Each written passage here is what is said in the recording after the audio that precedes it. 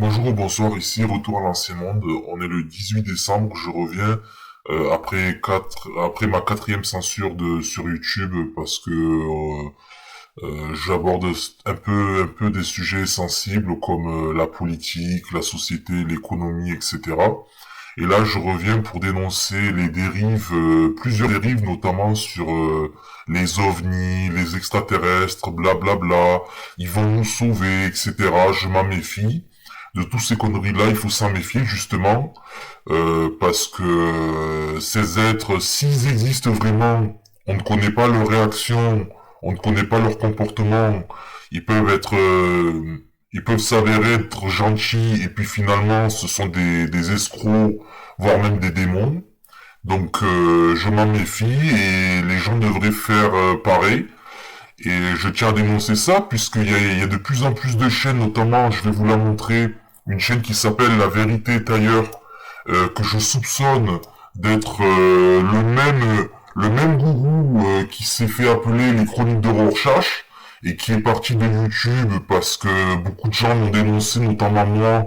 À l'époque, je l'ai déjà dénoncé, on m'a censuré, il m'a banni. Et il n'y a pas que moi, beaucoup de gens l'ont censuré par rapport à ces pseudo-prophéties. Parce que tous les mois ou tous les 15 jours, le mec, il te sortait des prophéties à tout va, quoi. Et je soupçonne ce gars qui s'appelle La Vérité Tailleur. Attendez, je vais vous le trouver.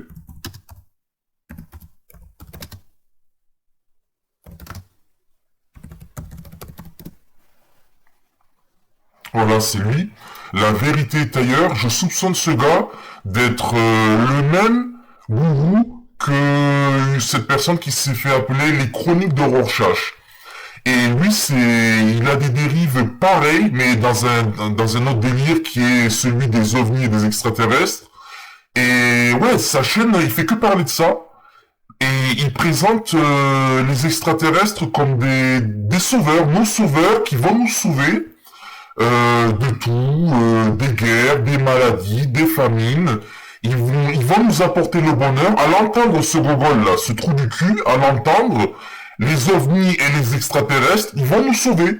Donc il faut être dans il est dans un attentisme plutôt. Il attend ça. Le gars attend les ovnis et les extraterrestres pour nous sauver. Voilà la folie de certains gourous sur YouTube et dans les réseaux sociaux et sur Internet en général, des tarés, des cinglés qui croient à cette folie. Alors qu'il y a des preuves, notamment la vidéo que je vais montrer, que je suis en train de terminer, que je vais vous montrer, qu'il faut se méfier. Si ces êtres ils existent, il faut se méfier. Peut-être que déjà qu'on n'a pas de preuves qu'ils existent, mais disons qu'ils existent. Moi je m'en méfie. Je dis pas qu'ils sont tous mauvais, mais il faut s'en méfier. Et il faut vraiment s'en méfier, il faut arrêter de croire que ces êtres... Parce que c'est facile de détruire une planète, on n'a pas besoin de technologie, d'armes laser, de je sais pas de quoi, pour détruire une planète. Il suffit juste d'un virus ou d'infiltrer la société humaine pour la détruire de l'intérieur. Il n'y a pas besoin de vaisseau spatial de plusieurs mètres ou plusieurs kilomètres pour détruire une planète. Arrêtez cette folie. Je dis bien si ces êtres ils existent. Mais moi je m'en méfie et là je vais vous montrer une vidéo parce que pour moi les États-Unis, l'industrie américaine, militaire et la manipulation médiatique, politique aussi, fait qu'il y a beaucoup d'escroqueries là-dedans sur les ovnis et les extraterrestres. Et ce trou du cul là, ce FDP là de La Vérité est ailleurs, il va falloir qu'il arrête son cirque, son cinéma, de croire que ces êtres vont nous sauver, ils vont nous apporter le bonheur, etc., etc. Merci de m'avoir écouté, bonsoir.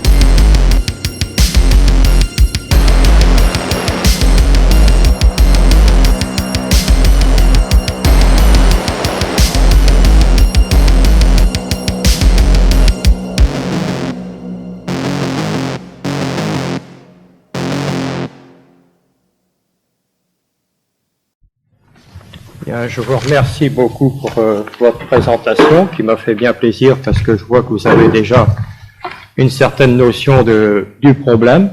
Il est certain que si j'en suis arrivé à avoir une certaine vision particulière du problème, c'est parce que je m'y suis moi-même fait pincer, en quelque sorte, et que j'ai eu la chance de la Sainte Providence de pouvoir m'en être sorti.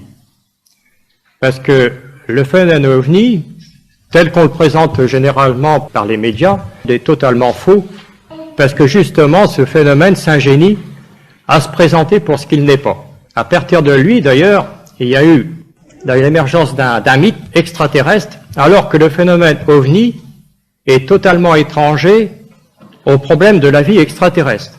Mais il est bien évident, suivant l'aspect dont il se présente depuis déjà maintenant une cinquantaine d'années, bien que le problème ne soit pas du tout un phénomène moderne.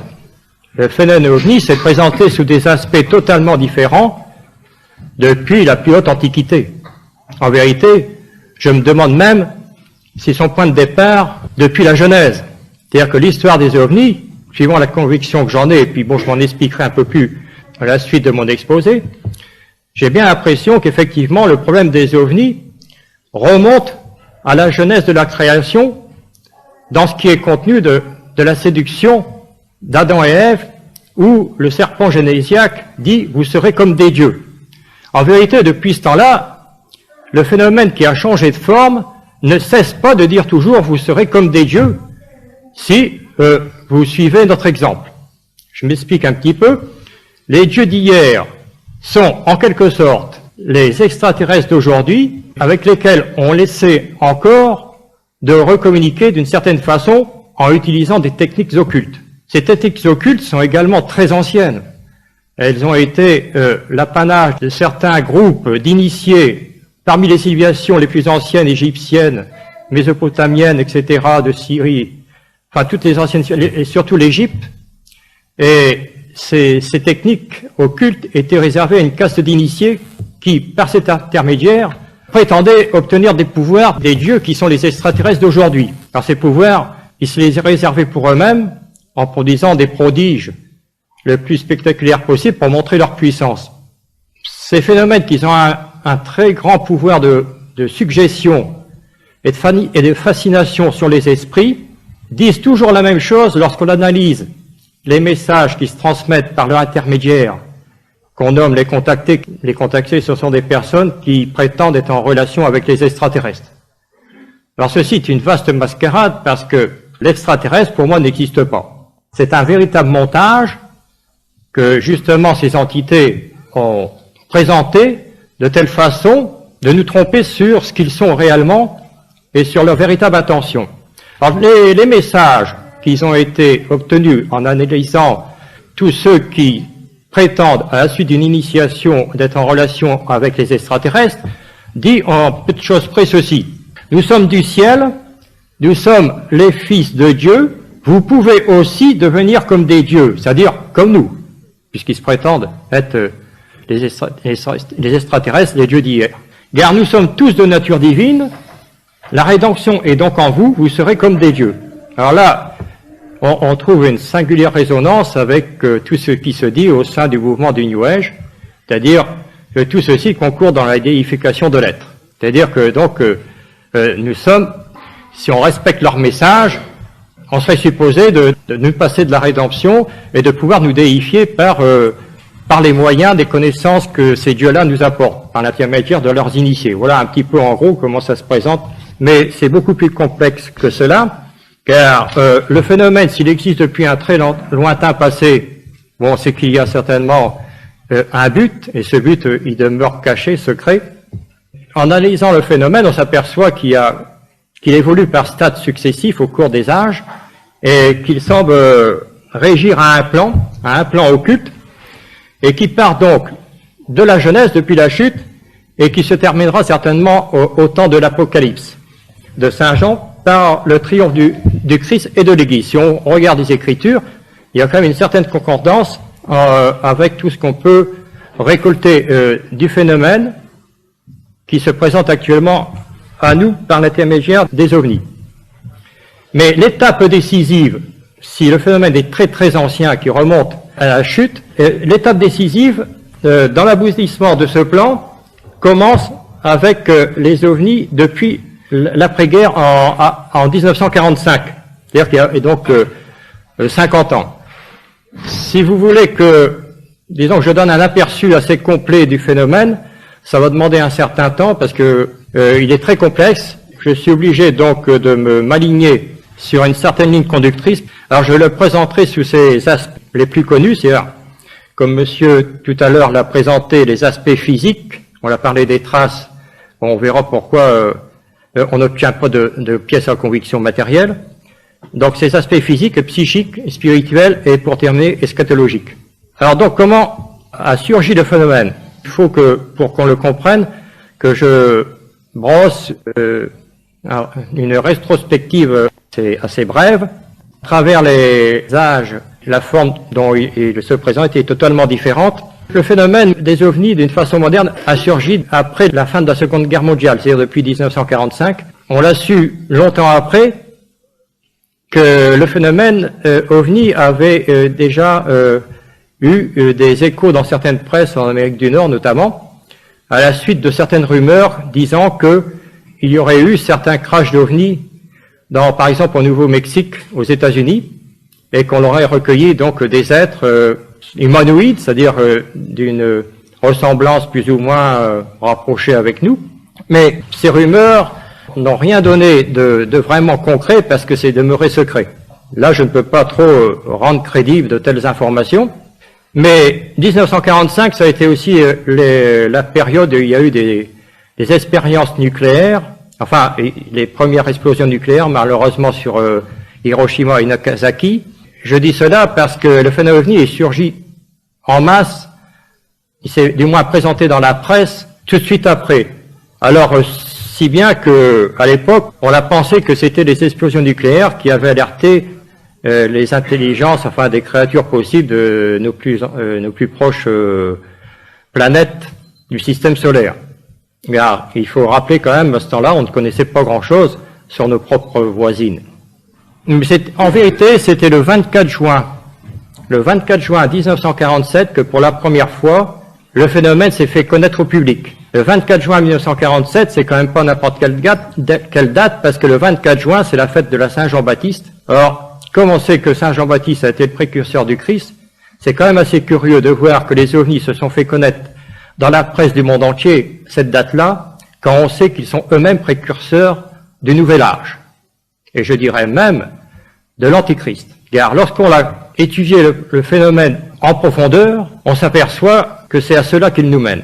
Bon, ça c'est dit d'une manière assez brutale, je m'en excuse, mais j'espère, quand je parlerai des problèmes eschatologiques auxquels il nous conduit, je pense qu'on y verra un petit peu plus clair. Bref, enfin, l'objectif c'était que ce phénomène se présente d'une manière qu'on pourrait supposer qu'il vienne d'autres planètes. Et tout de suite, donc, bien entendu, comme ces objets avec des caractéristiques qui étaient tout à fait étrangères, surtout en 1947 après-guerre, avec les technologies que nous connaissions, des avions, bon, il n'y avait pas encore d'ailleurs de fusées. Alors, on a tout de suite pensé qu'ils provenaient d'autres planètes, comme j'ai dit tout à l'heure. Et c'est ainsi donc qu'il a été faussement associé à la vie extraterrestre. Alors, comment s'est construit en vérité le mythe extraterrestre? Bon, à l'époque, d'abord, on disait pas ovni, on disait soucoupe volante. La plupart des titres dans la presse disaient, je m'en souviens, j'étais jeune à l'époque, mais je me souviens très bien, je découpais les articles de journaux parce que j'étais très intéressé par le sujet. Et très souvent, les titres des journaux disaient ceci, les soucoupes volantes viennent d'un autre monde. Alors, il y a eu une forte suggestibilité qui s'est faite dans l'opinion publique. Par la suite, il est certain que le phénomène s'est fait accepter comme extraterrestre. Il faut dire que au début des années 50, on ne connaissait pas grand-chose de nos planètes les plus proches, par exemple Mars ou Vénus.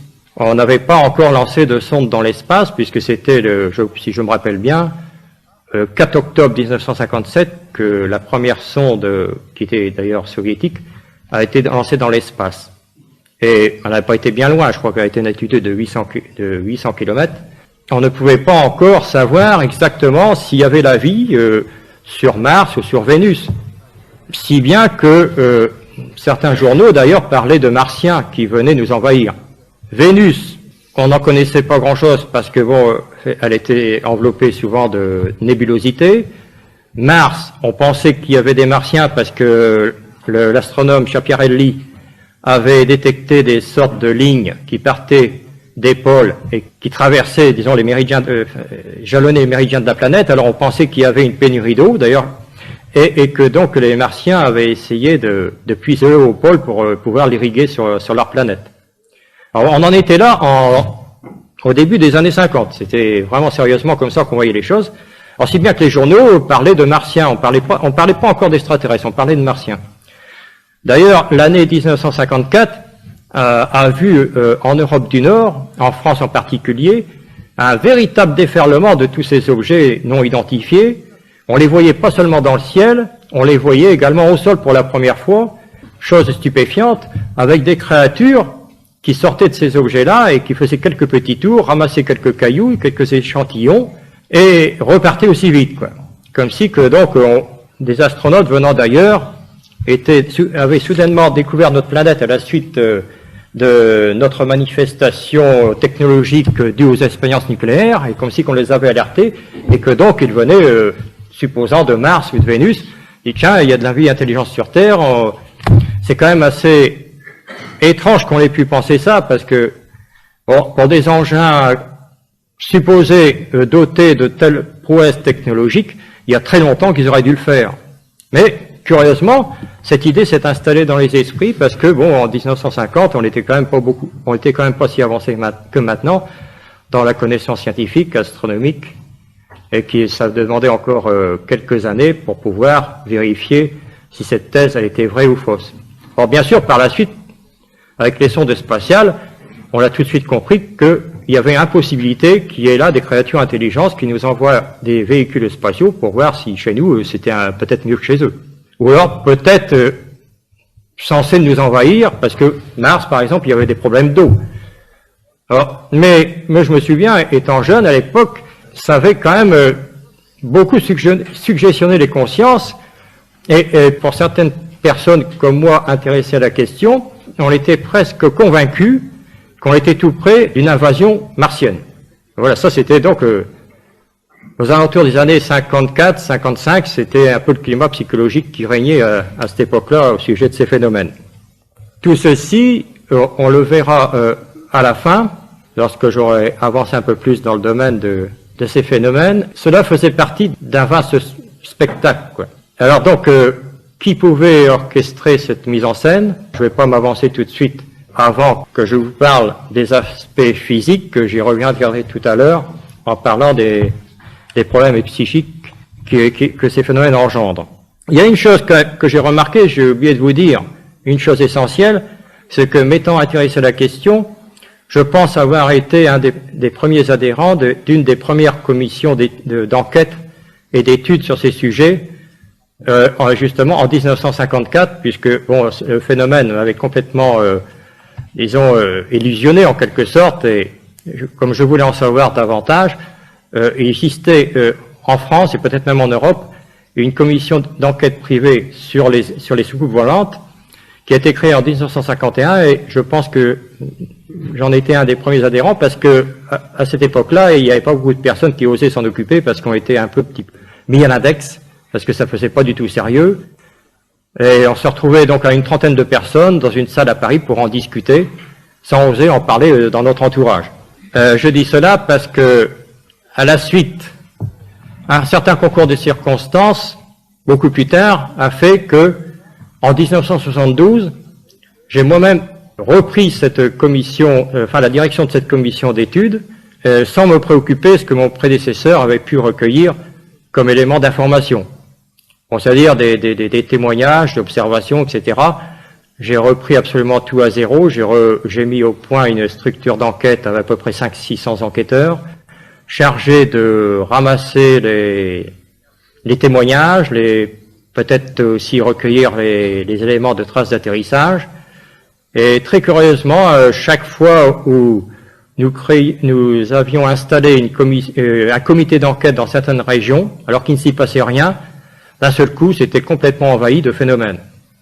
C'est quand même assez curieux, on se posait pas trop de questions, on disait, pour nous, finalement, ça nous fait du travail intéressant. On était tout contents d'aller interviewer les gens, de photographier les traces, d'établir des dossiers d'enquête, de les analyser, de faire des thèses, des hypothèses. On a fait des corrélations avec les failles, on a fait des corrélations avec les éruptions solaires, etc., quoi. Et puis, ça n'apportait absolument rien. On tournait en rond d'une manière constante. Alors, je commençais à y voir clair. Par la suite, j'ai commencé à me poser des questions à partir du moment où on ne sait plus, l'idée m'est venue de ne plus m'intéresser aux phénomènes virtuels, mais aux personnes qui étaient sujettes à ces phénomènes. À partir de ce moment-là, il y a eu des indices nouveaux qui ont été recueillis, surtout au niveau, j'en parlerai tout à l'heure, au niveau psychologique et même psychique. Il y avait quand même un détail qui était quand même assez curieux, c'est que la plupart des gens qui étaient sujets à ce que, en langage d'ufologue, ufologue, j'étais un ufologue à l'époque, je suis très content de plus en être un maintenant, parce que quand on connaît la véritable nature du problème, on est tout content de s'en démarquer. Pour moi, je dois faire même un effort ce soir pour vous en parler, parce que c'est, disons, un petit peu contre moi. En quelque sorte, je suis tout à fait en opposition avec ce que, quand j'étais beaucoup plus jeune, je défendais. Je suis tout à fait en opposition maintenant. Alors donc, il s'est passé quelque chose, c'est-à-dire que cette recherche, ce qui m'a peut-être un petit peu protégé, c'est que par rapport à beaucoup de gens qui cherchaient le merveilleux dans ces phénomènes, moi, je cherchais la vérité. Je voulais absolument savoir d'une manière très sincère qu'est-ce qu'il y avait derrière tout ça, qui est-ce qui tirait les ficelles, comment ça se passait, etc. Mais ça a été très loin, parce que je me suis rendu compte au bout d'un certain temps que moi-même j'étais un petit peu manipulé, quoi. Il y avait des éléments qui se présentaient à moi d'une manière très fortuite, et je disais, belle aubaine, ça arrive juste à point, ça va peut-être me renseigner, puis en vérité, petit à petit que j'avançais, je me rendais pas compte, j'étais de plus en plus piégé dans ma recherche, quoi. Non, je n'avais jamais accès, j'avais jamais de satisfaction dans ma recherche. Et c'est exactement ce qui se passe pour tous ceux qui... Bon, maintenant, je peux en parler un peu plus ouvertement. C'est exactement ce qui se passe pour tous ceux qui s'adonnent à l'occulte. C'est-à-dire, il y a une très forte fascination d'abord de ces phénomènes, et ensuite, il y a une emprise sur l'esprit qui se fait progressivement. C'est-à-dire, au lieu d'avoir un éclairage spirituel, eh bien, c'est le contraire ce qui se passe. C'est un enténébrement. Alors donc, on perd pied avec la réalité. D'ailleurs, on retrouve cette rupture avec la réalité au niveau des sectes, parce que le phénomène des sectes est à peu près parallèle. Il y a une suggestion sur l'esprit, il y a une emprise sur l'esprit, à partir d'un gourou qui, lui, fait effet de canal, quoi, qui reçoit une puissance qu'il faut définir, et cette puissance qu'il possède, il l'utilise pour enténébrer ses adeptes, et ses adeptes sont sous sa coupe, quoi, en quelque sorte. Alors il les gouverne comme il veut. Mais c'est pas n'importe qui peut le faire. Ces personnes peuvent arriver à de tels résultats parce qu'ils agissent sur le psychisme de l'être humain. Et j'y reviendrai tout à l'heure, justement, en parlant du psychisme. Bon, je vais quand même en terminer avant tout sur ce qui concerne les aspects physiques du phénomène. Bon, tout à l'heure, monsieur disait que c'est vrai, c'est tout à fait vrai, on avait beaucoup de mal à recueillir des pièces à conviction, des échantillons. C'est pour la bonne raison que il n'y en a pas de pièces à conviction. Bon, nous-mêmes, nous avons recueilli des éléments d'échantillons sur des supposés points d'impact de phénomènes que, comme on pensait que c'était des engins extraterrestres, des engins venant d'autres planètes, on appelait ça atterrissage. Vous voyez, le terme était déjà un petit peu manipulateur, là. Parce qu'en vérité, c'est une vaste mascarade. Forcément, il se passe un phénomène. Mais le phénomène ne se passe pas de la façon dont on pense qu'il se passe. C'est une véritable illusion. Cette puissance-là, je préfère utiliser, avant de dire le vrai terme, utiliser le terme de puissance. Cette puissance-là, qui est aussi intelligente, est capable de nous illusionner à sa guise. Alors donc, ces illusions se présentent d'une telle façon qu'on croit qu'elles sont réellement consistantes. Mais en vérité, ce sont des leurres. Ce sont vraiment des leurres qui nous sont présentées pour nous faire croire que un objet se pose là, des êtres sortent, recueillent des échantillons, remontent en vitesse dans leur engin et partent aussitôt peut-être analyser tout ce qu'ils ont recueilli. Ouais, c'est un petit peu simpliste, il me semble, et même un peu grossier. Mais en vérité, tout ça, ça fait partie d'une vaste panoplie de phénomènes capables de nous illusionner par deux moyens particuliers dont je parlerai un peu plus en détail tout à l'heure. C'est qu'ils sont capables de nous montrer dans notre esprit des scénarios qui n'existent pas, ce sont des illusions. Ils utilisent certaines parties de notre cerveau pour nous faire croire que... Ou la deuxième chose qu'on pense réalisable, c'est que cette puissance-là est capable d'effectuer des formes matérialisées. C'est-à-dire qui ne sont vraiment pas consistantes au niveau technologique, matériel.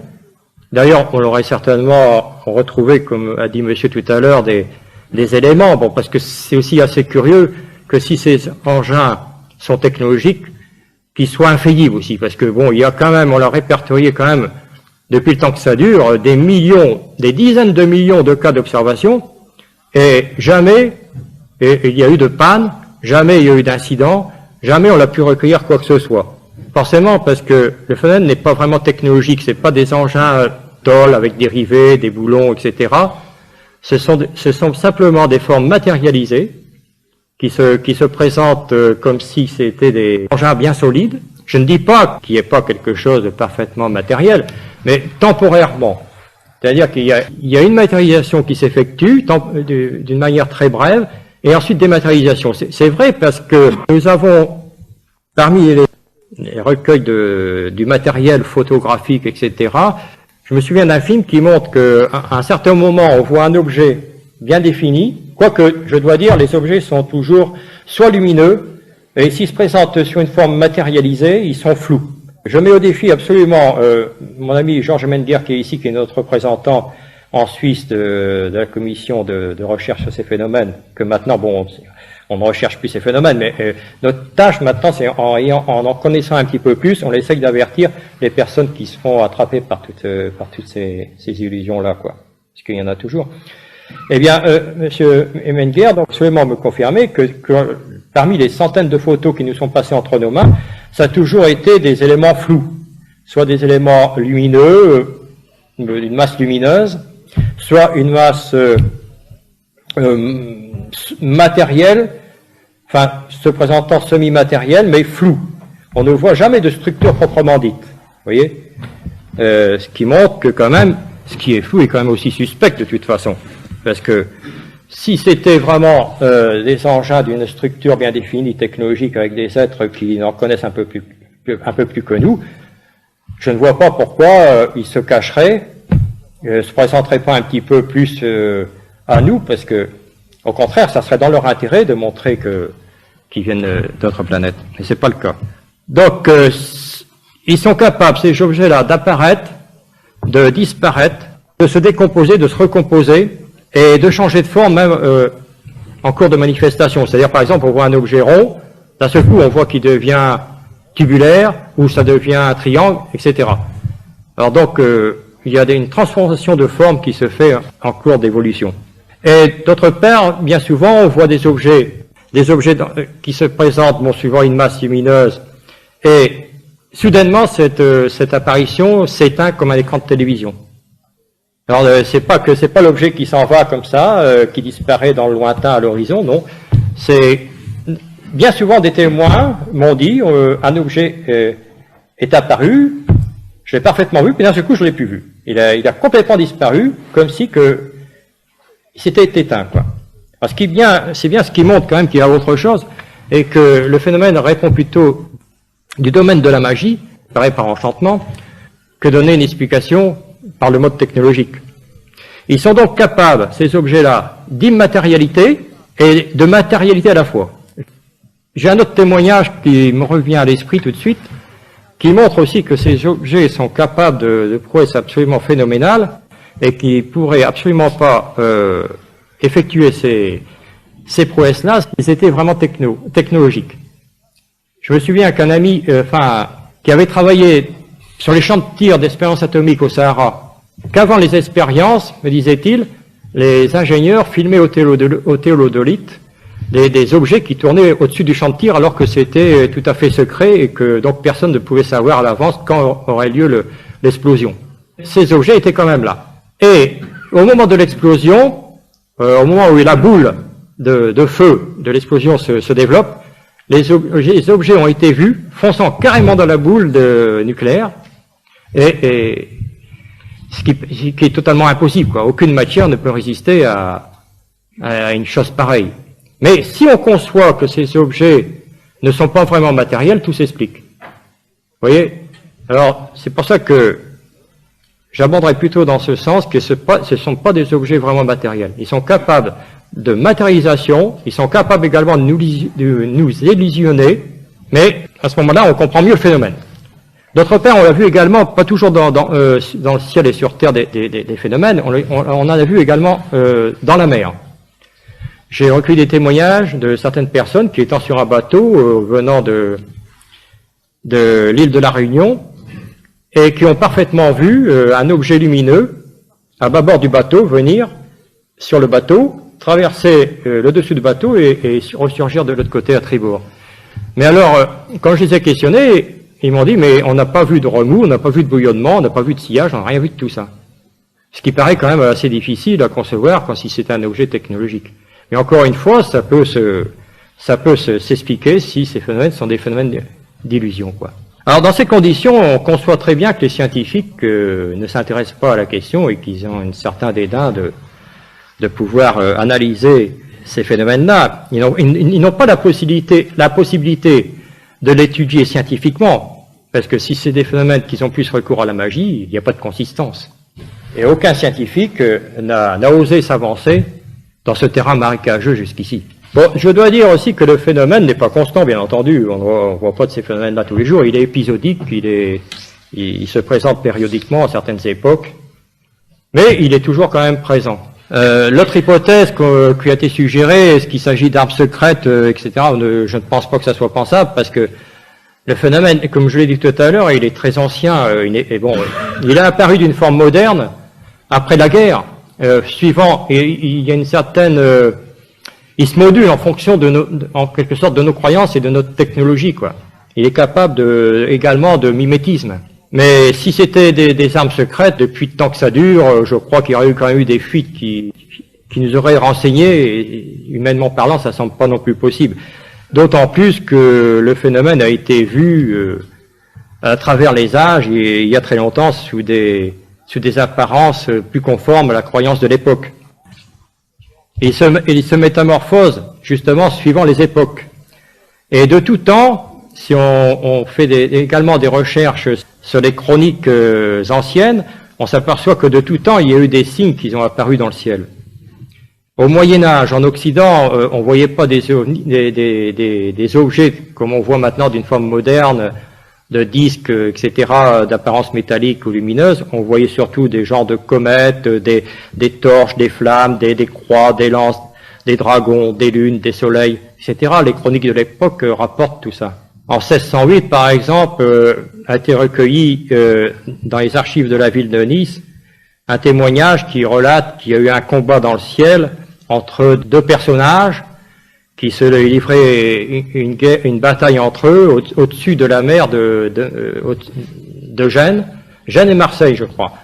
Et ceci avait dû apeurer suffisamment la population, parce que ces archives mentionnent qu'on avait amené les canons dirigés vers la mer au-dessus où se déroulait le phénomène, des canons à bouée bien entendu, et qu'il y a eu 800 coups de canon tirés sur ce phénomène. Alors si c'était vraiment simplement que des petits mirages comme ça, je crois pas que la population aurait eu une certaine crainte et qu'il n'y aurait pas eu 800 coups de canon tirés.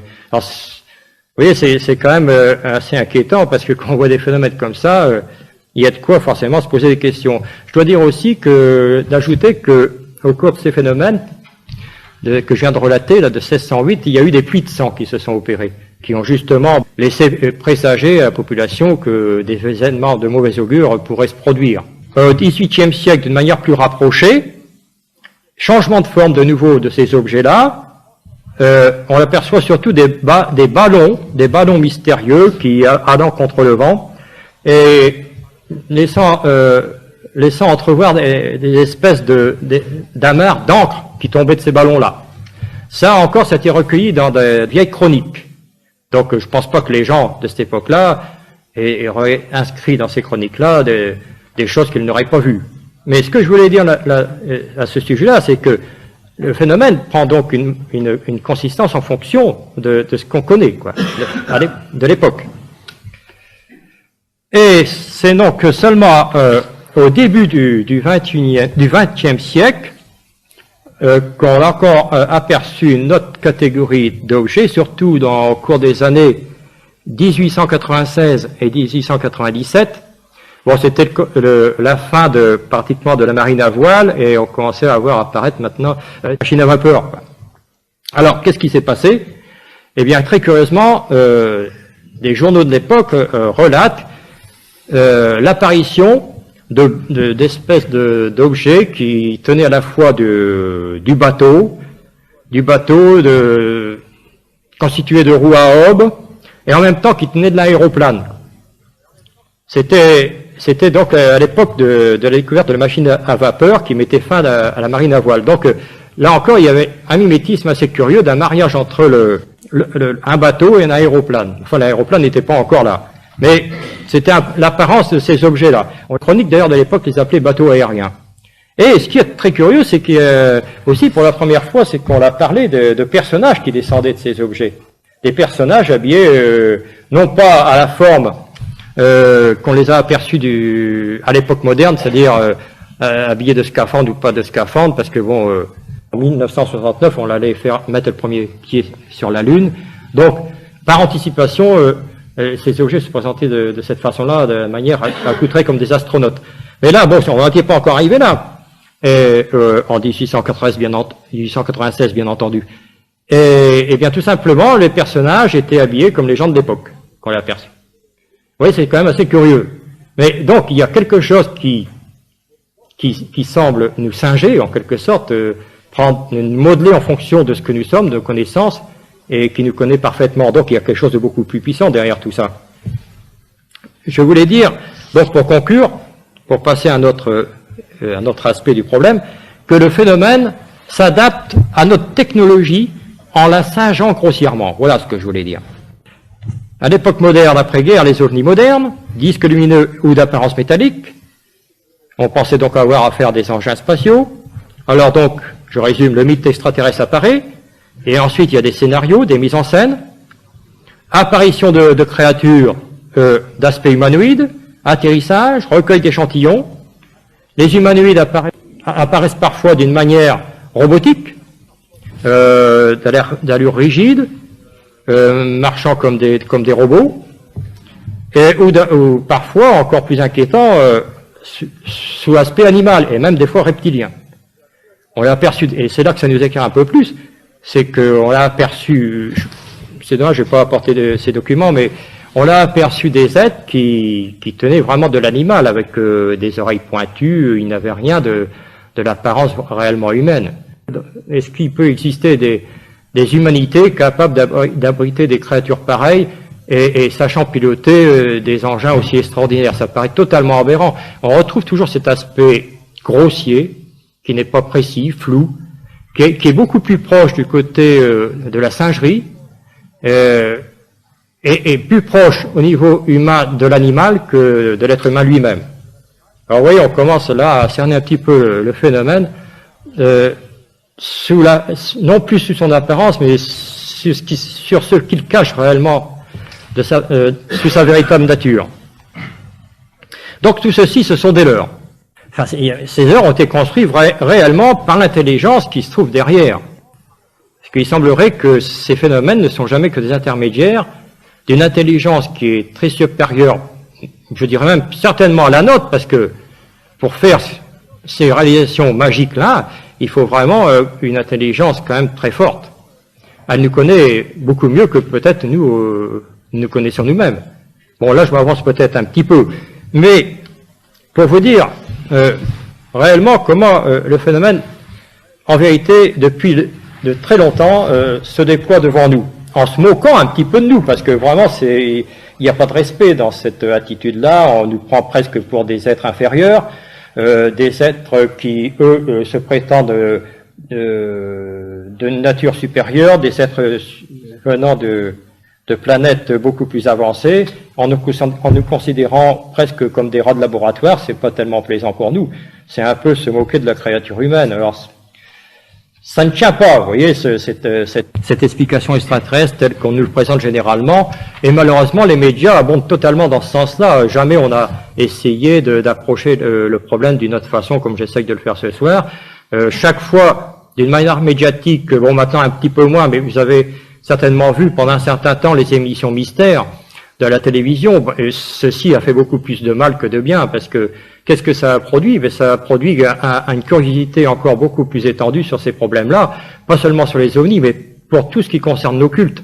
On l'a banalisé en quelque sorte le problème, quoi. Alors qu'est-ce qui s'est passé? Eh bien, il y a eu beaucoup plus de gens qu'ordinairement qui se sont lancés dans l'occultisme, quoi, d'une manière générale, quoi. Alors on se demande si des fois c'est pas un petit peu voulu tout ça, parce que moi, je sais que j'ai essayé d'intervenir à plusieurs occasions, on m'a complètement ignoré.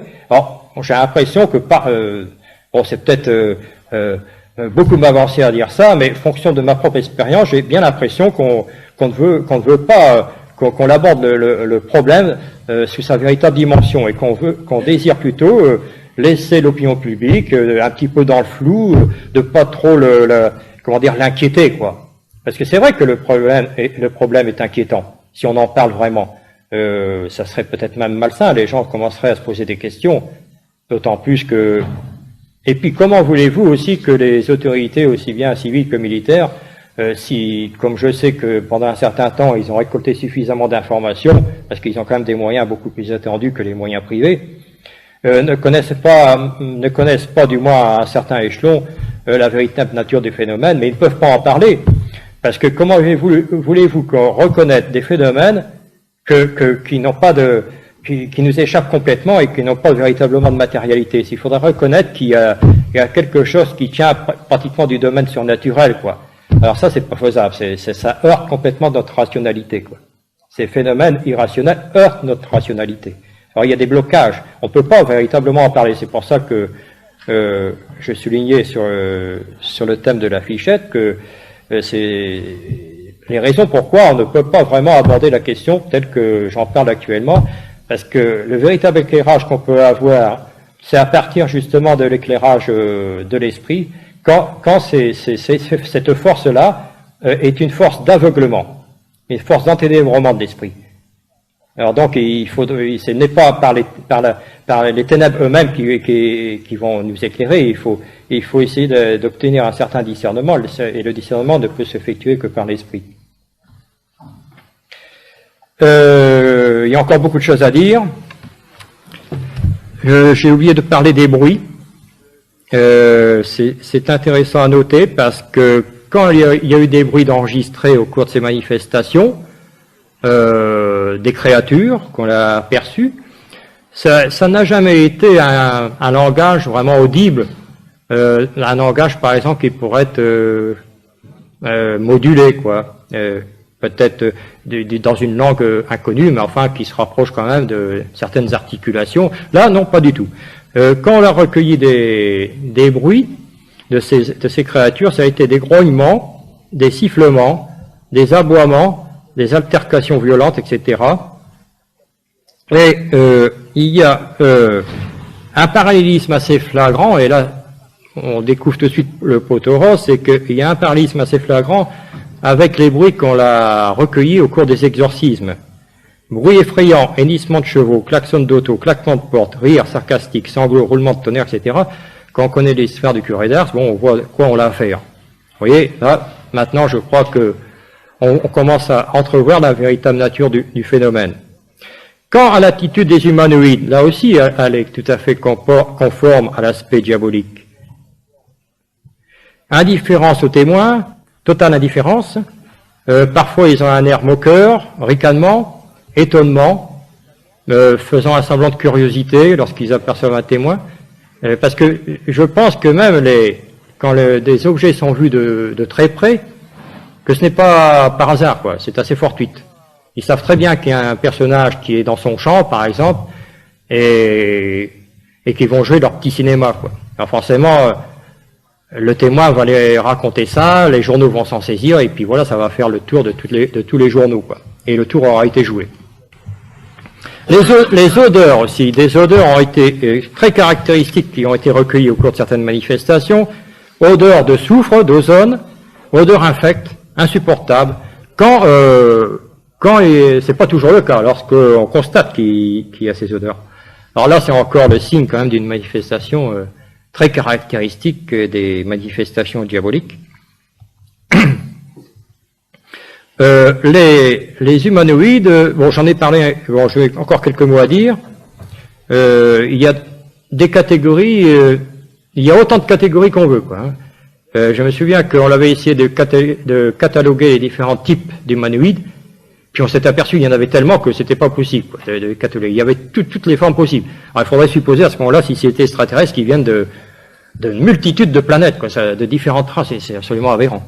Les types, je l'ai dit tout à l'heure, il y avait autant de types qu'on peut imaginer, le type robot ou aspect animal, j'en ai parlé, mais justement, type animal est une caractéristique, on l'a observé des êtres qui avaient je m'excuse de dire ça, mais c'est tout à fait vrai, les pieds et les mains palmés. Oui. C'est quand même assez invraisemblable d'observer des choses pareilles. On l'a observé des nains à grosse tête, etc. Enfin tout ça, c'est pas très joli à décrire. Et des apparences aussi, des apparitions d'elfes, de lutins, enfin des apparitions très conformes aux elfes et aux lutins du XVIIe et XVIIIe siècle qui ont disparu d'ailleurs avec l'apparition de l'ère moderne. C'est-à-dire qu'il y a eu une apparence nouvelle finalement qui s'est opérée, quoi.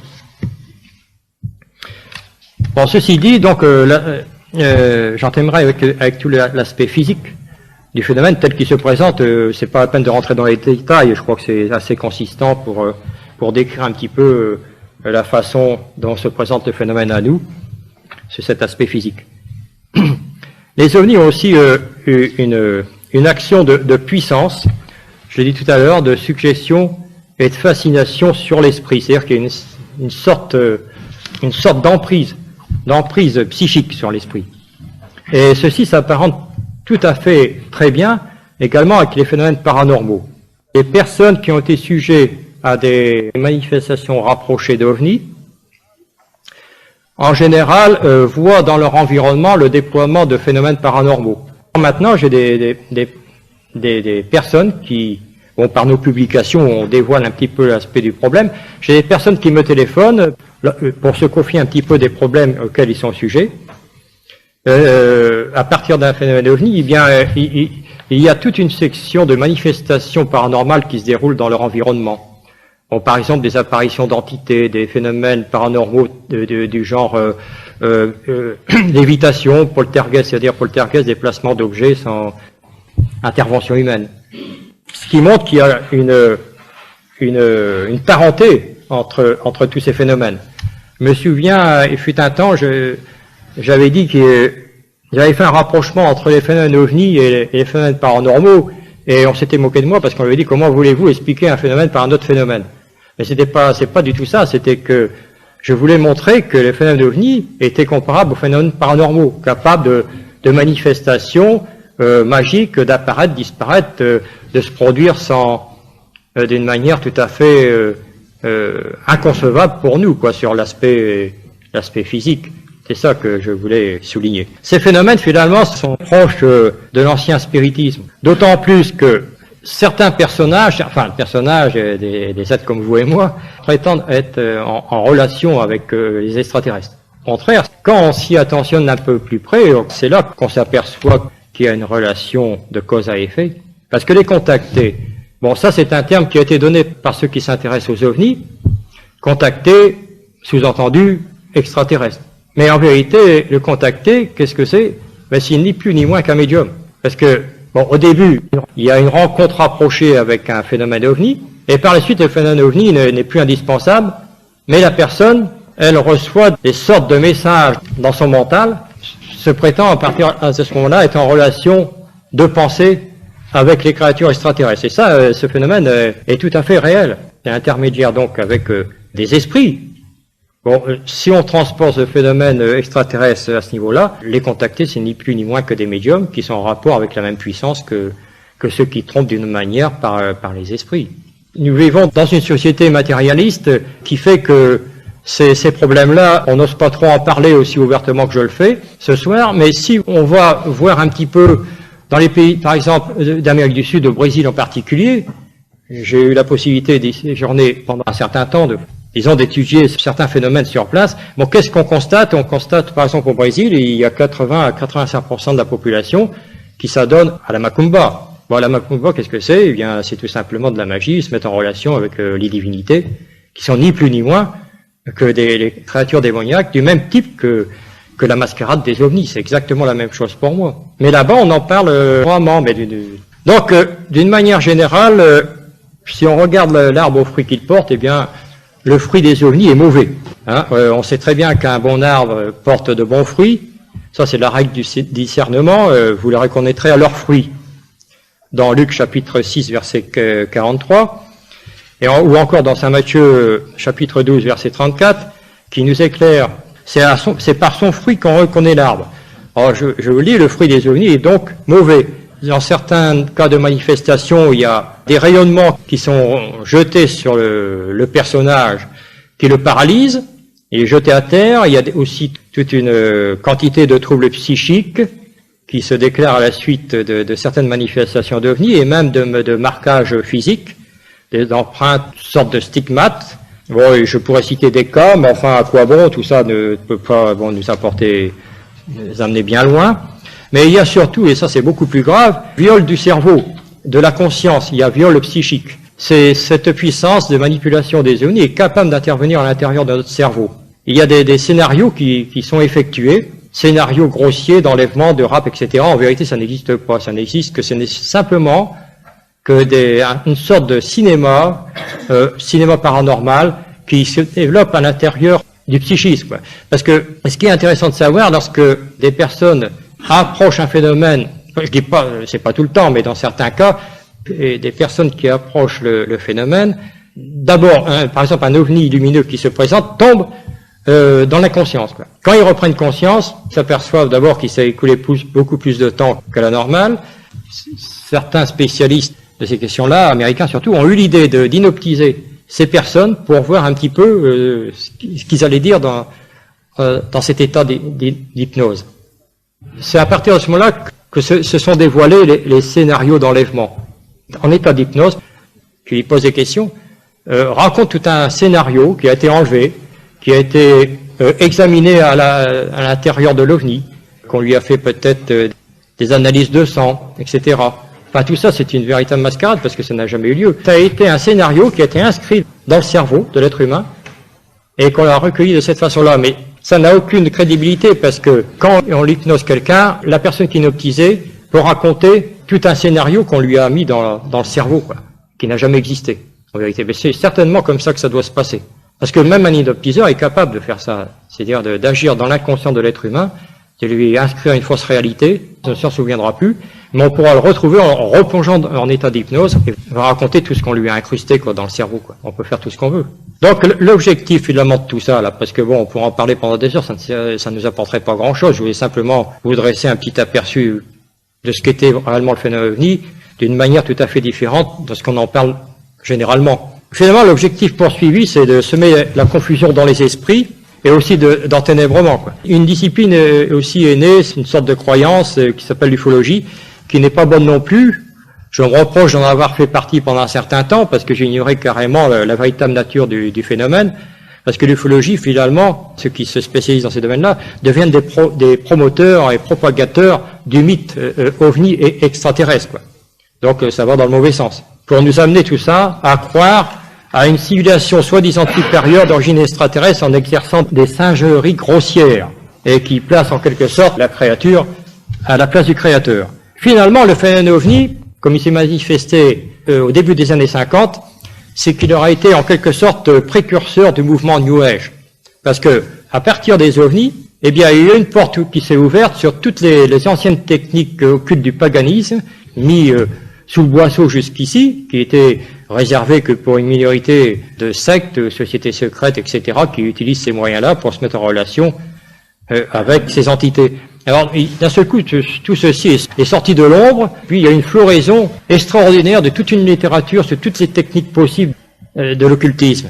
Tout de suite après l'intervention des hommes, et qui a amené maintenant à une véritable confusion de l'esprit, si bien que les gens ne savent plus à quel saint se vouer, qui nous déstabilise, quoi, d'une manière générale.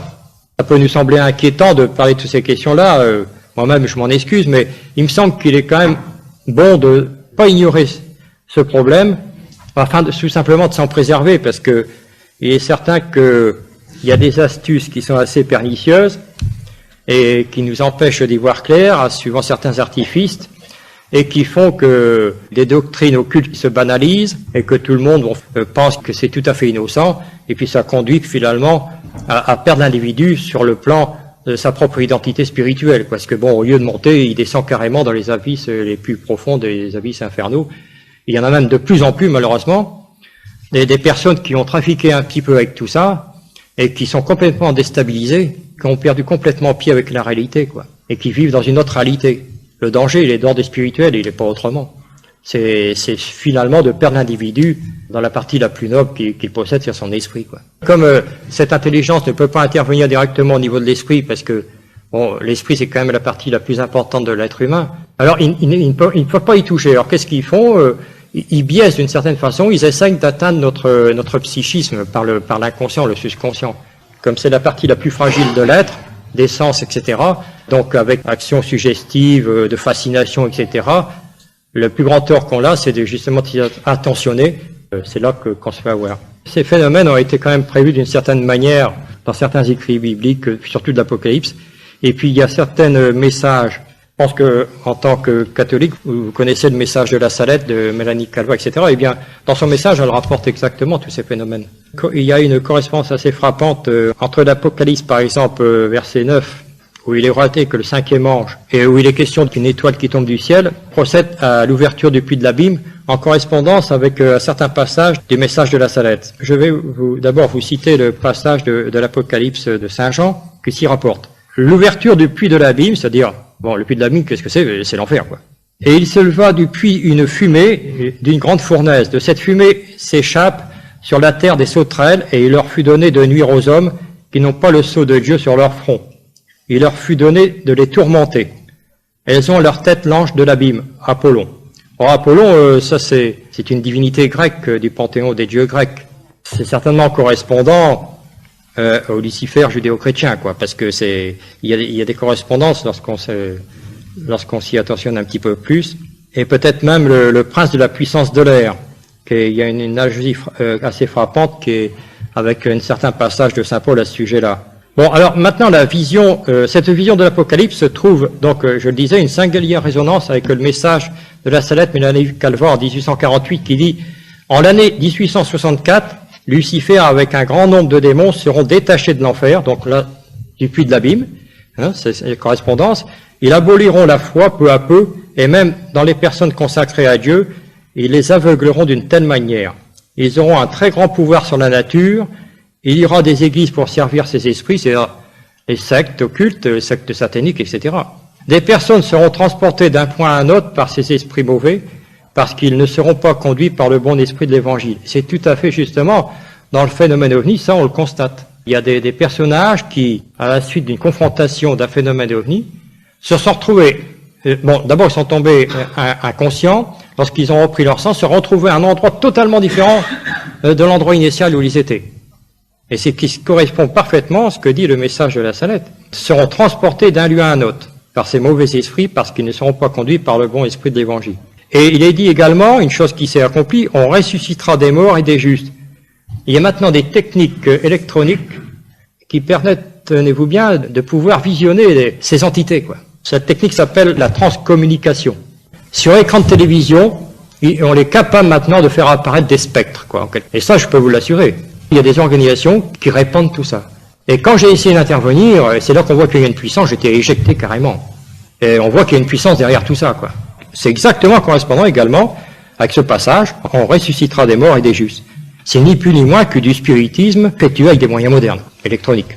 Il est encore dit dans ce passage, on refuse le surnaturel divin, on sera confronté au surnaturel diabolique. J'essaye de citer des éléments qui sont intéressants au niveau de certaines apparitions de la Vierge. Par exemple, à Bayezid, ou New York, le 13 septembre 1974, la voyante dit « Dieu le Père trouve nécessaire que tu informes les hommes de science que les véhicules connus sous le nom d'OVNI sont envoyés par l'enfer pour tromper et déconcerter l'humanité en lui faisant rechercher un autre monde, celui des extraterrestres, lequel n'existe pas. » Ceci est tout à fait compatible avec tout ce qu'on connaît du phénomène.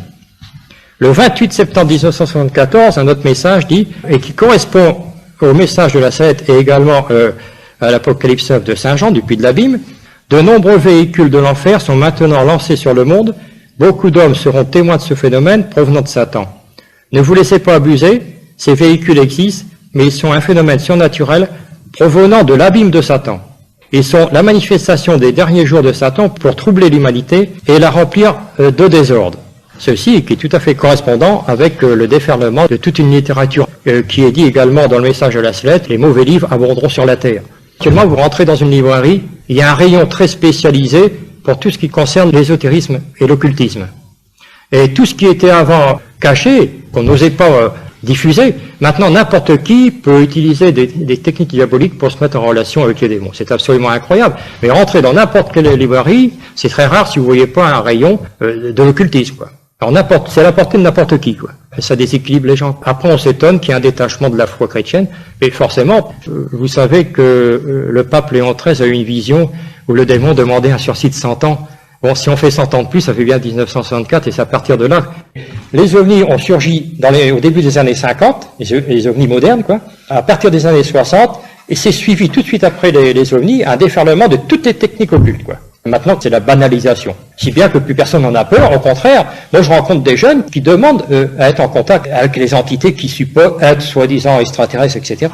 Mais quand j'essaie de leur montrer à quoi on a affaire, je suis repoussé violemment, je suis tout à fait déconsidéré, quoi. Il n'y a pas de dialogue possible. Ce qui montre l'état de pollution dans lequel on est maintenant, quoi. Et c'est extrêmement grave parce que les médias ont aidé à ça. La télévision, les émissions de mystère, les émissions de ceci, cela. On voit beaucoup d'émissions sur la magie, on voit des émissions sur tout ce qui est diabolique, quoi. Alors tout ceci banalise ces questions. Voilà la partie malheureusement inquiétante que je voulais simplement dévoiler, parce qu'il me semble qu'il faut mieux avertir que guérir, vous voyez. Parce que moi, quand je rencontre des jeunes qui ont trafiqué dans l'occulte et que je vois à l'état où ils s'en sont réduits, c'est-à-dire de véritables locumènes, et qu'on ne peut plus rien faire pour eux, malgré tous les efforts possibles, eh bien, c'est vraiment triste, je peux vous l'assurer.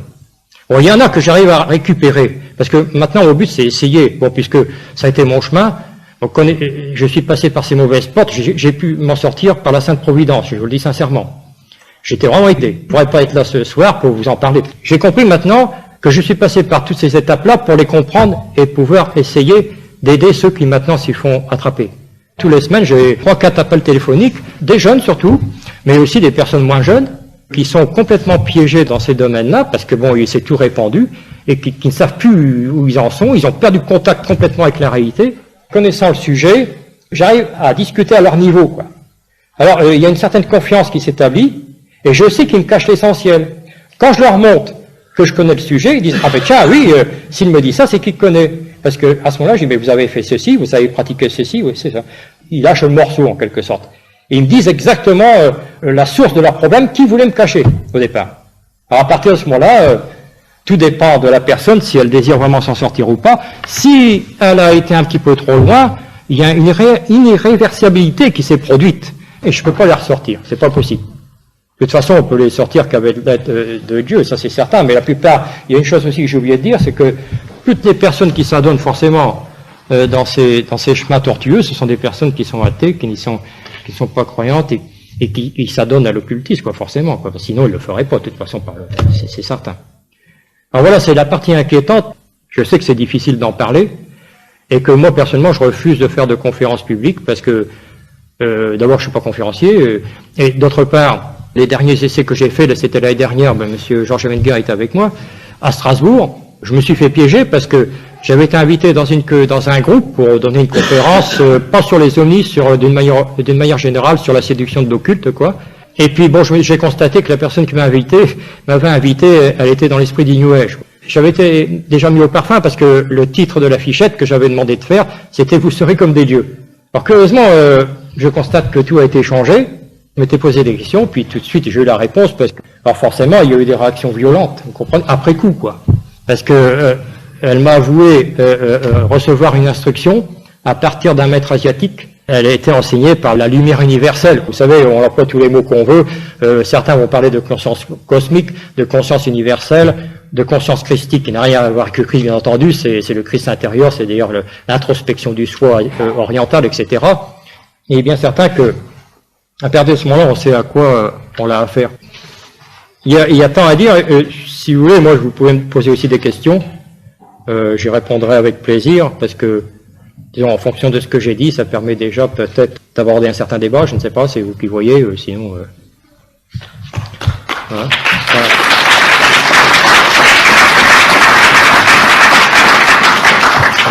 Vous avez entendu parler d'un certain Maître Ria. Maître Ria. Non, vous ne connaissez pas, c'est un personnage curieux. Bon, on m'a envoyé énormément de copies de tout ça, qui se prétend l'instructeur du monde, quoi. C'est-à-dire le Christ, quoi.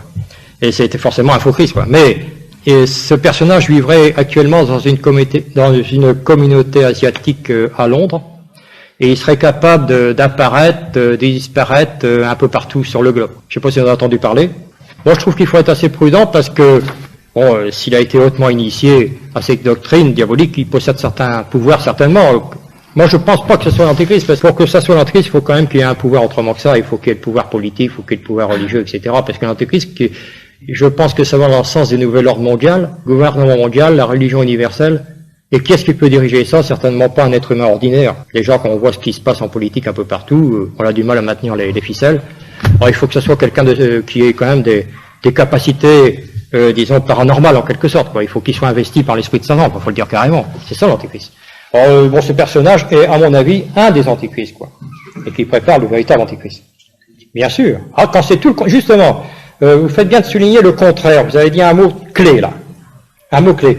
Parce que tout ce qui concerne toutes ces questions parapsychologiques, etc., les domaines des ténèbres, quoi, c'est toujours dans un domaine inversé par rapport au Christ. C'est toujours dans une inversion. Et même au niveau psychologique, sur l'aspect biologique. Parce que bon, vous savez que nous avons deux cerveaux. Nous avons le cerveau conscient, qui est le néocortex. Bon, ça c'est biologique. Et puis vous avez le cerveau inconscient, qui est le paléocortex. Alors, ça c'est une chose très importante, c'est parce que pour être en relation avec les esprits déchus, les démons, il faut être dans un état spécial qu'on appelle l'état altéré de conscience. C'est-à-dire, vous savez que le cerveau émet 4 types d'ondes, alpha, de partir d'alpha, les ondes alpha qui vont entre 8 à 12 Hertz de fréquence, jusqu'au cycle bêta qui avoisine à peu près les 4 Hertz. L'état alpha, c'est un état qui est entre l'état de veille et l'état de sommeil, quoi. L'état de transe. Et l'état de transe est absolument nécessaire, c'est le point clé de toutes les doctrines occultes, de toutes les pratiques occultes. Vous avez parlé d'inversion, en renversant notre partie naturelle, quoi, c'est-à-dire qu'on met en avant l'inconscient, quoi, en court-circuitant le conscient. En état normal, on est dans l'état conscient. Il y a quand même du juste dans ce que vous dites, parce que Hitler a été initié par une société secrète, le groupe de Thulé. Il a été véritablement initié. Alors lui, il a été, en quelque sorte, le jouet, quand Hitler a commencé à faire ses discours dans les tavernes de Munich, et qu'il avait déjà écrit Mein Kampf, les Illuminati ont tout de suite repéré que c'était un personnage qu'ils pouvaient utiliser au moment fortuit, parce qu'il y avait une grande crise à cette époque-là en Allemagne, et donc il a été utilisé sur une puissance beaucoup plus forte que lui. Et en l'initiant, qu'est-ce que c'est un initié? C'est quelqu'un qu'on met justement en communication avec ces puissances dont je vous parle. Parce que l'être humain par lui-même ne peut pas obtenir cette puissance-là, c'est pas possible.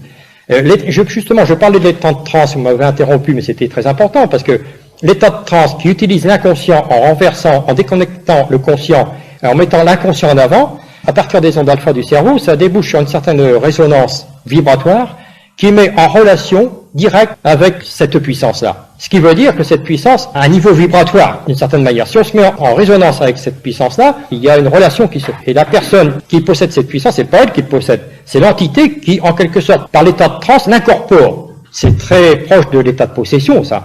Mais la capacité de suggestion, comme avait Hitler, pour obtenir le résultat qu'il a obtenu, humainement, ça semble difficile. Il avait une puissance avec lui, qui n'était pas la sienne, qui était une puissance démoniaque, quoi. C'est ça, je suis tout à fait d'accord avec vous. en fonction de tout ce qu'actuellement l'ouverture du puits de l'abîme, justement, eh bien, j'ai bien l'impression qu'on arrive à un certain aboutissement de tout ça, du véritable éclair, mais le véritable éclair cosmique à ce moment-là, qui lui risque d'avoir le monde dans son contrôle total. Actuellement, on est en train de mettre au point beaucoup de choses, vous savez, du contrôle total.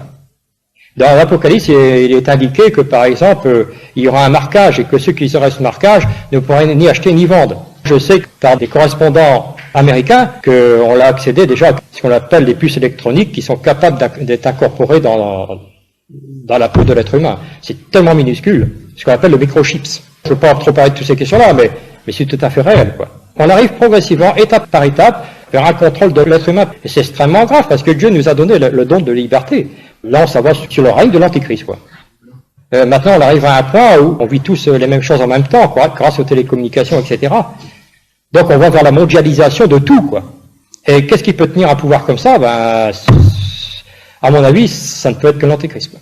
Comme vous êtes un spécialiste de ces questions, j'aimerais savoir si vous avez entendu parler ou si vous connaissez dans les détails les œuvres d'autres personnes qui ont travaillé sur l'aspect physique et technique.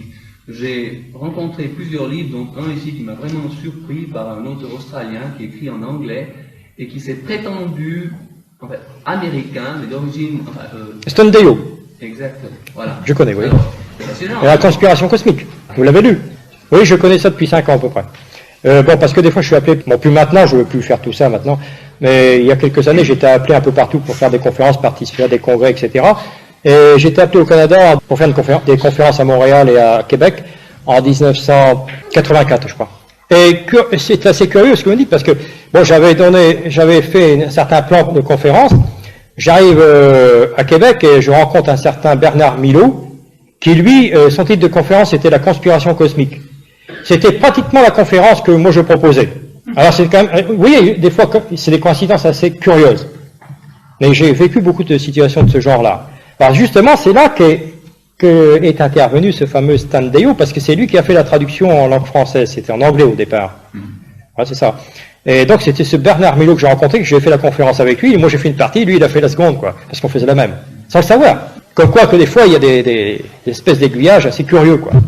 Mais ça allait tout à fait dans le sens que ce que je vous raconte maintenant, suivant un plan bien défini de l'humanité, qui marche étape par étape, successive, de façon que ça rentre dans les consciences, et puis qu'on s'aperçoive de rien jusqu'au jour où on a les pieds et les mains liés, quoi. C'est ça que ça voulait dire. Mais cette conspiration va pour une élite, une certaine élite, qui, bon, suivant ce qu'on en sait maintenant, une élite financière aussi, qui se serait mis à l'abri, justement, en Australie. Oui. Dit que les ovnis sont en fait des machines réellement construites. On donne des explications très très précises sur leur fonctionnement, enfin sur la fonction, parce que vous supposez plutôt que ce sont des apparitions mentales suggérées. Oui, j'ai dit mentales d'une part, d'illusion, puis aussi matérialisées. Hein. Voilà. Oui, deux choses possibles. Donc vous n'exclusez pas le... Voilà, Stan Deyo, c'est ça, hein, c'était la couverture du livre. Alors, ceci a une grande signification, là, cette fameuse pyramide. Vous connaissez, il y aurait de quoi écrire un livre entier là-dessus. Ça, c'est le symbole des Illuminati, de ceux qui construisent le nouvel ordre mondial actuel. Et actuellement, on est à l'aboutissement de ce plan-là. Petit à petit, ben, on y arrive, quoi. Cette pyramide qui est le sceau des Illuminati, de ceux qui dominent le monde, en quelque sorte dans l'ombre, ce symbole, bon, il va disparaître bientôt, mais il est inscrit sur le billet de $1. $1, c'est-à-dire l'unité, quoi. Et depuis longtemps, déjà. Par exemple, il y a beaucoup de publicités comme ça. Bon, ça paraît anodin. Bon, quelqu'un regarde ça, il tourne la page. Mais en vérité, qu'est-ce que vous avez, là? Vous avez la pyramide, et vous avez un œil. C'est l'œil qui voit tout, quoi, judéo-maçonnique, quoi. Ça paraît anodin comme ça, mais vous en avez beaucoup de choses comme ça, hein. C'est parce qu'on n'y fait pas attention. Petit à petit, ça s'inscrit dans l'inconscient. Je suis étonné que vous connaissiez effectivement Stan Deyo, parce que son livre a été très peu répandu.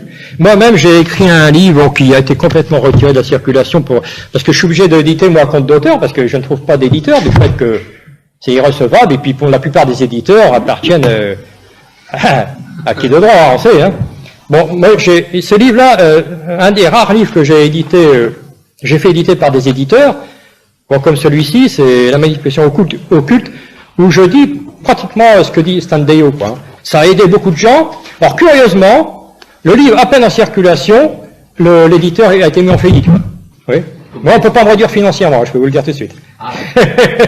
Non, je suis arrivé au maximum. Ah bon, hein. Non, mais c'est vrai qu'il faut prendre quand même des précautions, moi j'en prends. Puis je me suis retiré un petit peu à l'écart, je vis dans les brumes du Nord, là-bas, dans mon idée. Alors là, je vois tout de suite arriver... Non, enfin, faut rigoler un petit peu, mais c'est vrai, c'est vrai. Moi, je veux surtout pas rendre tragique la situation, il faut en être conscient, c'est tout. Le but, c'est pas d'inquiéter les gens, c'est de prévenir, surtout d'être conscient un petit peu de tout ça pour essayer de passer... Mais il y a un danger, c'est que, pour ceux qui sont pas prévenus justement, c'est que maintenant, ça atteint carrément les chrétiens.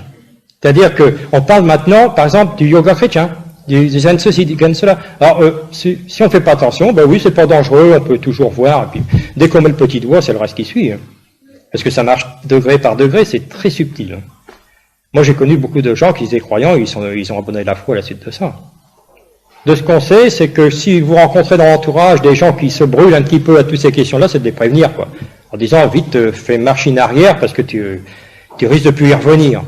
Parce que c'est vrai, ça détruit complètement l'individu sur le plan psychique, en plus. En plus que, finalement, sur le plan spirituel, c'est détruire son âme, en quelque sorte. C'est l'âme qui est visée là-dedans. Parce que, bon, s'il y a un lien qui fait, vous connaissez, parce que ce que j'ai oublié de dire, c'est à partir du moment qu'il y a un lien avec ces entités-là, et quand je vous ai parlé d'irréversibilité tout à l'heure, ça veut dire qu'il y a eu une alliance qui s'est faite avec l'entité. Il y a certainement un biaisage, quoi, ça a passé par des détours, mais c'est fait d'une certaine façon. Est-ce que tu acceptes de collaborer avec nous? Tu auras cette puissance de ceci, cette puissance. En général, la personne qui est complètement ignorante va dire oui, dans la plupart des cas. Moi, j'en connais beaucoup. Et à partir de ce moment-là, c'est là que je voulais en arriver. Bon, il y a un accord. La personne dit oui à l'entité, et ben c'est un pacte, tout simplement. C'est ni plus ni moins qu'un pacte satanique, quoi. À ce moment-là, elle reçoit pouvoir et puissance, mais elle ne s'appartient plus, elle appartient à l'autre. Il y a de quoi faire dresser les cheveux sur la tête, et la mort physique, qu'est-ce que l'âme de cette personne peut devenir? Elle va carrément à l'enfer, quoi, pas de problème. Moi, vous voyez, je dis les choses comme je les pense. La corrélation, justement. Oui, oui. Moi, je pense que le véritable message peut se déceler dans les deux premiers messages. Et c'est en rapport avec la foi. Une partie des messages de Fatima parle de la désorientation diabolique. C'est exactement ce qui se passe actuellement. Et qui fait le profit justement d'ordres sataniques qui sortent du puits de l'abîme.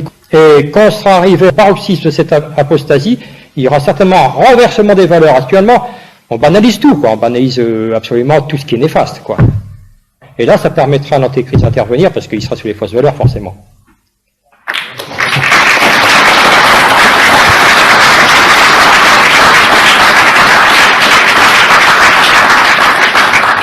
Je vous remercie beaucoup de votre attention, ça m'a fait beaucoup plaisir de m'exprimer parmi vous. Et ça m'a fait aussi plaisir par la même occasion, de connaître votre sympathique petite ville de Sion, qui m'a fait sortir un petit peu des brumes du Nord.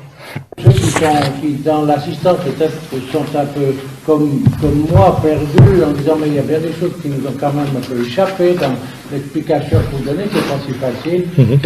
C'est qu'on nous dit finalement au bout du compte qu'il s'agit de devenir semblable aux enfants pour entrer dans le royaume des cieux, et que par conséquent tout l'espoir nous est pas... Non. Je voulais mettre une note d'espoir, vous avez bien fait de le souligner, parce que je voulais finir comme ça aussi. Voilà. Ouais. On s'entend très bien. Alors, si vous voulez...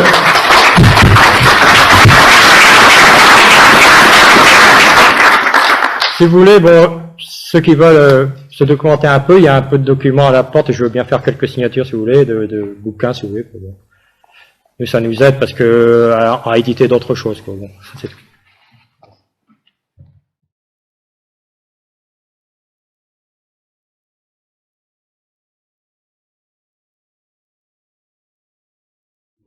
What I discovered was amazing. What I discovered, ladies and gentlemen, is that there has been a plan in existence since about 1917, and probably before that, to create an artificial extraterrestrial threat to this Earth in order to create a one-world totalitarian socialist government. One of the first documents that I found in my search was this one. The Imperial Japanese Mission 1917, a record of the reception throughout the United States of the special mission headed by Viscount Ishii. And when the Imperial Japanese Mission was in New York City, they had a dinner and some pretty famous people spoke at this dinner. One of them was John Dewey. John Dewey is the father of our failing, disastrous public education system. Here's what he said. Listen very carefully. John Dewey, professor of philosophy in Columbia University, who was the next speaker, was listened to with great intentness. He said, quote, "Someone remarked that the best way to unite all the nations on this globe would be an attack from some other planet. In the face of such an alien enemy, people would respond with a sense of their unity of interest and purpose." Unquote. Now, bear in mind, folks, that's 1917. One of the next documents that I found, and I found quite a few, but one that's pretty important, is called the Report from Iron Mountain, The Probability and Desirability of Permanent Peace. Now, I encourage you to find this book, wherever you can find it. I don't know where you can get it, but find it. Page 66.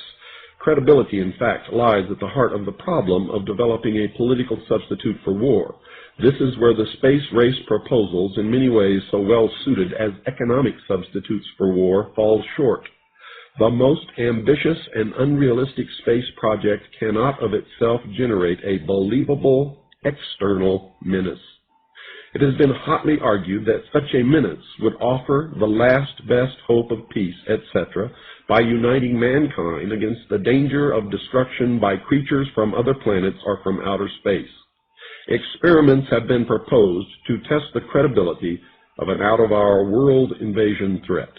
And as you just heard, these things were planned many, many years ago. All the bombardment of the public with movies about flying saucers in the 50s, right after the United Nations Treaty was signed and the UN Participation Act was pushed through Congress, and all of the incidents since that have convinced the majority of the American people that flying saucers are real and extraterrestrials exist, and that flying saucers are from an extraterrestrial origin. This is being promulgated in many ways, by television commercials, in the movies, in the newspapers, by creating incidents either real or imagined. I believe, because of my research, and because of the extensive documentation that I've found and that is in my book, that this whole scenario has been created to give us an artificial alien threat from outer space. During the Reagan administration, he made 6 speeches, specifically talked about a threat from outer space by some other species from some other planet. 6, ladies and gentlemen.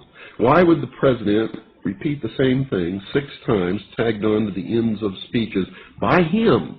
The speechwriters did not put that in the speech. Ronald Reagan added it himself. Perhaps we need some outside universal threat.